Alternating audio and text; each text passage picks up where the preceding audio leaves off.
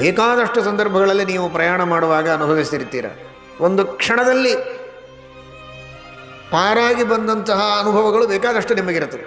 ಒಂದೇ ಕ್ಷಣ ಸ್ವಲ್ಪ ವ್ಯತ್ಯಾಸವಾಗಿದ್ದರೆ ಆಕ್ಸಿಡೆಂಟ್ ಆಗೋದು, ಪಕ್ಕದಿಂದಲೇ ಹಾಯ್ದು ಹೋಗ್ತದೆ ಗಾಡಿ. ಏನೋ ಬಂತು ತಪ್ಪಿತು ಅಂತ ಅಷ್ಟು ಸುಲಭವಾಗಿ ತಿಳ್ಕೋಬೇಡಿ. ಸಹಜವಾಗಿ ಆಯಿತು ಅಂತ ಯಾವುದನ್ನು ಅಂದ್ಕೊಳ್ಬೇಡಿ. ಎಲ್ಲವೂ ಭಗವಂತ ಅತ್ಯಂತ ಬುದ್ಧಿಪೂರ್ವಕವಾಗಿ ಕಾರುಣ್ಯದಿಂದ ಮಾಡಿದ್ದು ಅಂತನ್ನುವ ಅನುಸಂಧಾನ ಬೇಕು. ಸಾಯುವಂತಹ ಪ್ರಸಂಗ ಇತ್ತು, ಅಂಥ ಪಾಪ ಇತ್ತು. ಆದರೂ ಜನ್ಮಾಂತರದಲ್ಲಿ ಮಾಡಿದ ಪಾಪ ಹೇಗೋ ಹಾಗೆ ಪ್ರಾಯಶ್ಚಿತ್ತವೂ ಇರುತ್ತದೆ. ಪುಣ್ಯವನ್ನೂ ಮಾಡಿರ್ತಾನೆ ಮನುಷ್ಯ.